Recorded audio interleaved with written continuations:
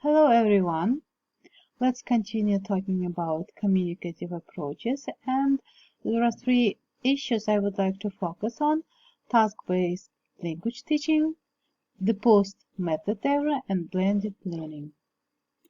Task-based language teaching, TBLT, also known as task-based instruction, TBI, focuses on the use of authentic language and on asking students to do meaningful tasks using the target language.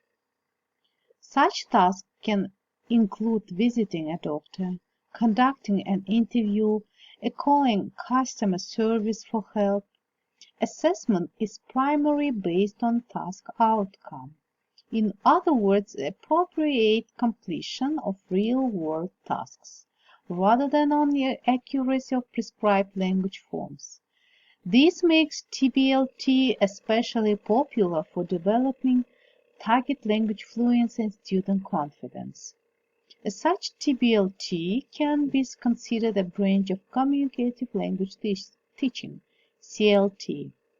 Task-based learning is a teaching method that focuses on context and meaning. In a task-based language learning class, teachers give students tasks to complete so that they can practice the language in a personalized and meaningful way. After completing the task, the teacher asks students to consider the language they used. However, the main focus a task-based learning class is on the student actually doing the task itself. This reveals the language that is studied. Task-based language learning uses practical tasks to help students find their own useful vocabulary and language structures. What is task-based language teaching? It is an approach based on the use of tasks as the core unit of planning and instruction in language teaching. It draws multiple principles, such as activities that involve real communications are essential for language learning.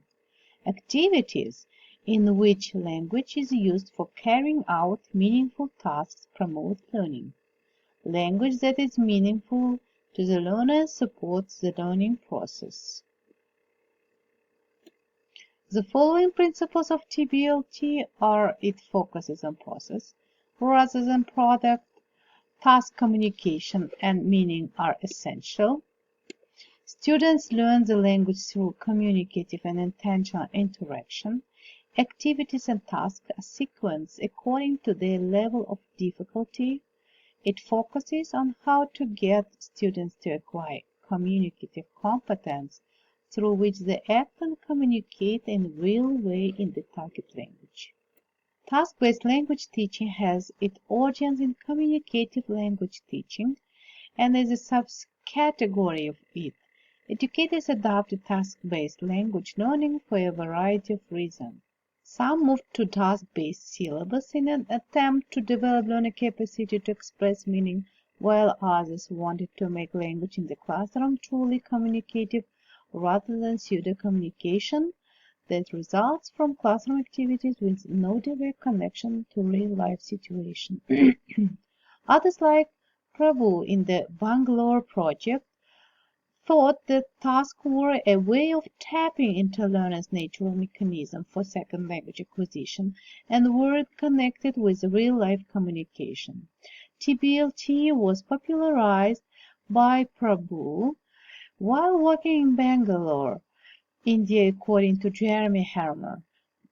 Prabhu noticed that his students could learn language just as easily with non-linguistic problems as when they were concentrating on linguistic questions.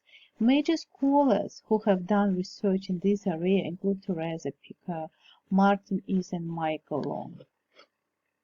According to Jane Willis, in TBLT, the traditional PPP presentation practice production lesson is reversed. The students start with the task. When they have completed it, the teacher draws attention to the language used, making correction adjustment to the student's performance. He presents a three-stage process for the task work. The first stage, pre-task. In this stage, teacher introduces to the topic and task. Students think about how to do the task. The teacher may highlight useful phrases and words. The second stage, task cycle. Task is done by students. They plan to write how they did the task and what the outcome was. Lastly, they report their findings. Teacher may comment on them. The third stage, language focus. Teacher organize some language-focused tasks and analyze whether students have learned the form or not. As needed, teacher conducts practice activities. And in this presentation, it's important to reveal some advantages of task-based learning. First advantage, task-based learning is advantageous to the student because it's more student-centered, allows for more meaningful communication, and often provides for practical extra-linguistic skill building. And the last one, furthermore, the tasks are likely to be familiar to the students, for example, visiting the doctor. Students are more likely to be engaged and motivated. And the second issue, post-method era, let's talk about it. The history of language teaching has been characterized by the search for the most effective way of teaching second and foreign languages. The commonest solution was the adoption of a new teaching approach or method. Difference between an approach, method, and technique. Approach reflects a certain model or theory. This term is the broadest of the three, method and technique. Method is a system that spells out a set of procedures or activities that have been chosen by the teacher in order to reach the course objectives. Technique is a classroom device or activity and thus represents the narrowest term of the three, for example, repetition, imitation, and so on. And let's continue differentiating approaches, method, and technique. Approaches are theoretical positions and beliefs about the nature of language learning, psycholinguistic and cognitive processes involved, and the applicability of both to pedagogical settings, successful use of these processes, and it asks for the question why. Method, or plan, in other words, generalized set of classroom specifications for accomplishing linguistic objectives focusing on the goals of the teaching, learning, learner roles, teacher roles, role of instructional materials, and it answers the question how. Technique, or in other words, procedure, is specific types of exercises, tasks, or activities used in class for the purpose for reaching pedagogical goals. And the question what? And let's talk about the difference between approaches and methods. Approach is the way in which something is approached. Method is the way in which something is done. Approach refers to the direction or angle. Method refers to a process. Approach refers to the theoretical framework in general. Method refers to step-by-step guidelines. Approach has to be decided before selecting the method. Method can be selected after deciding the approach.